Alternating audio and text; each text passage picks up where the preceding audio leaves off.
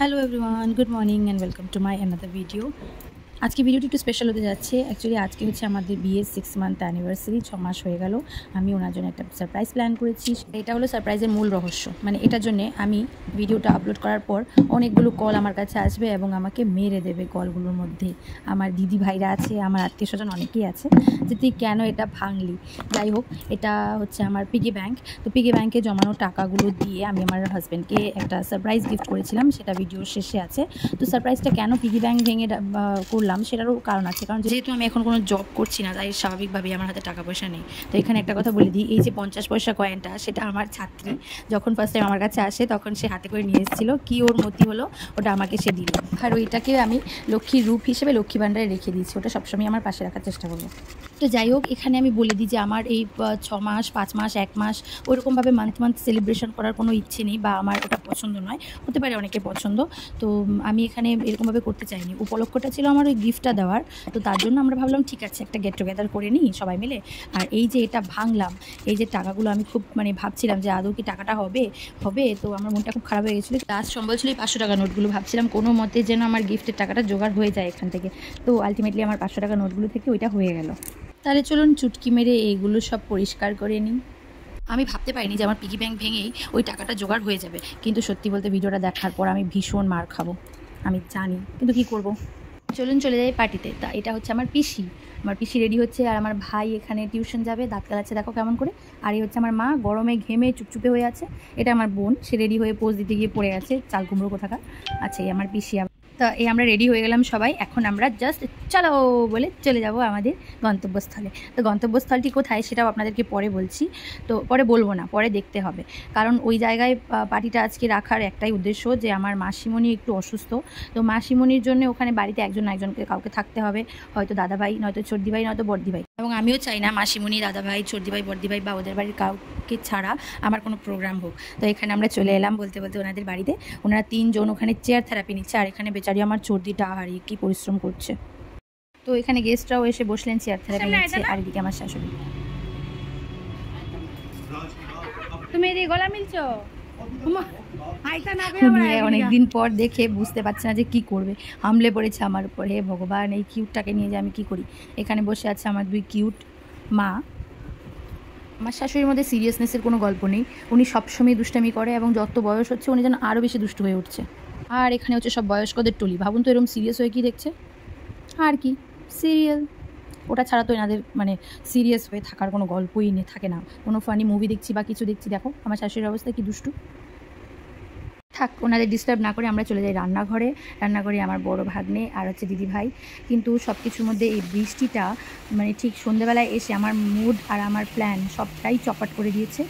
কারণ আমি অনেকটাই সারপ্রাইজ প্ল্যান করেছিলাম, অনেককেই সারপ্রাইজলি ইনভাইট করেছিলাম, সেটা আমার হাজব্যান্ড জানতো না। সারপ্রাইজের আরেকজন হচ্ছে এইটা। তো এখানে বলে দিইনি আমার বৌদি আর আমার কিউট একটা ভাইজি। তো আমাদের পরি রানী আর বৌদি পুরোই ভিজে চান। কিন্তু সত্যি আমাদের বৌদির বুদ্ধির তারিফ করতে হয়। উনি কি ভেবে কি বুঝে বাড়ি থেকে আবার ব্যাগের মধ্যে একটা নাইটি আর ওর জন্য একটা ড্রেস নিয়ে এসেছিলো। তবে ওনারা যখন বেরিয়েছিল আমার মনে হয় না বৃষ্টির কোনো পূর্বাভাস ওনাদের কাছে ছিল, কিন্তু তাও বুদ্ধি। আর দেখো আমার পিসি আর মা কি দুষ্টামি করছে, বলে না বেআইন। তো বলে দিই, এখানে আমার সারপ্রাইজ প্ল্যানটা একদমই সারপ্রাইজ ছিল যতক্ষণ না বৃষ্টি আসছিল। কারণ আমার হাজব্যান্ড কিছুই জানতো না, সে ওর গিফটের ব্যাপারেও কিছু জানতো না, মানুষদের ব্যাপারেও কিছু, আত্মীয় স্বজনদের ব্যাপারে যারা যারা ওখানে প্রেজেন্ট ছিল ওদের কারোর ব্যাপারে কিছু জানতো না। কিন্তু বৃষ্টি আসার ফলে কিছু করার ছিল না হাতে। আলটিমেটলি দিদিভাই ফোন করে ওনাকে বলতে হলো যে তুমি আসো, কারণ এখানে একটু প্ল্যান, এরকম পার্টি প্ল্যান হচ্ছে, আর এরা এসেছিলো। সবটাই সারপ্রাইজ ছিল। তো এখানে আমার ভিডিও নেওয়ার মতো কেউ ছিল না, তাই আমি নিজের ভিডিও নিজে নিয়ে নিলাম, সাথে করে আমাদের এই মানুষ কিছুজনকে নিয়ে নিয়েছি। তখন সাথে সাথে চলে এলো আমাদের দাদাভাই কাঁঠাল হাতে নিয়ে চলে এলো। আর দেখো দাদাভাই কি ফানি, আমার শ্বশুরবাড়িতে আমি তো এমনিতেই ফানি, আমার ফ্যামিলিকেও সারাক্ষণ এরকমভাবে রাখি। আর সত্যি বলতে গেলে আমার শ্বশুরবাড়ির ফ্যামিলি আমাকে এরকমভাবে আরও বেশি ভালোবাসে।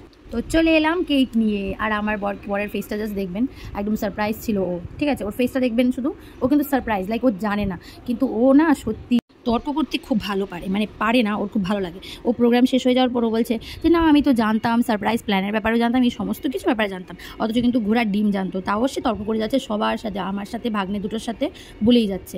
যাই হোক, ওর কথা আর কি বলবো, পরে ক্ষণে বলবো কোথাও। ভাগ্নির ব্যাকগ্রাউন্ড মিউজিকের জন্য আর আমি ভয়েস দিলাম না।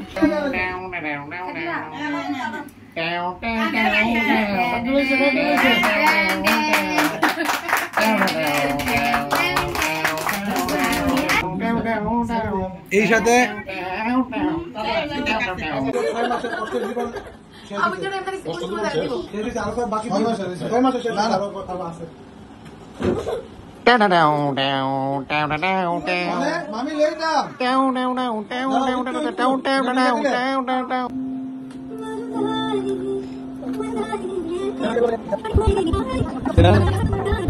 A few moments later.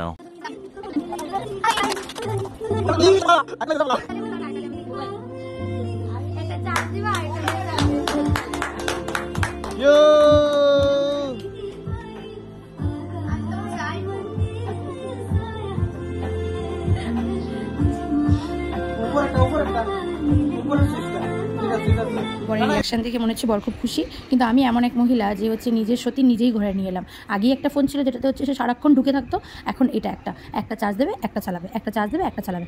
তো এখানে আমাদের প্রোগ্রাম শেষ হয়ে গেল। আসলে অনেকটা রাত হয়ে গেছিলো আর সবাই মিলে মজা করছিলাম, ভিডিও ক্লিপস নেওয়া হয়নি। তো একটা কথা বলি যে আমার হাজব্যান্ডকে ফোনটা গিফট করার পেছনে একটাই কারণ, যেটা হচ্ছে ওর ফোনটা গেটটা খুব প্রবলেম করে, আর হাজব্যান্ড বাবা ওরা একই রকম থাকে যে নিজের জন্য কিছু করবে না। তো ওনার প্রবলেম হচ্ছিল এটাই যে যখন কোথাও কাজে যায়, যেহেতু আমার হাজব্যান্ড ইন্টেরিয়র ডিজাইনার, ওর ফোনে অনেক কিছু হয়তো সে করতে পারে না যেটা চায়, বা যে কিছু ডাউনলোড করতে পারে না, কারণ ওই ফোনটা ভালো কিন্তু স্পেস ছিল না। তো ওর কাজে যেন কোথাও প্রবলেম না হয় সেজন্য আমার ওই ফোনটা কেনা।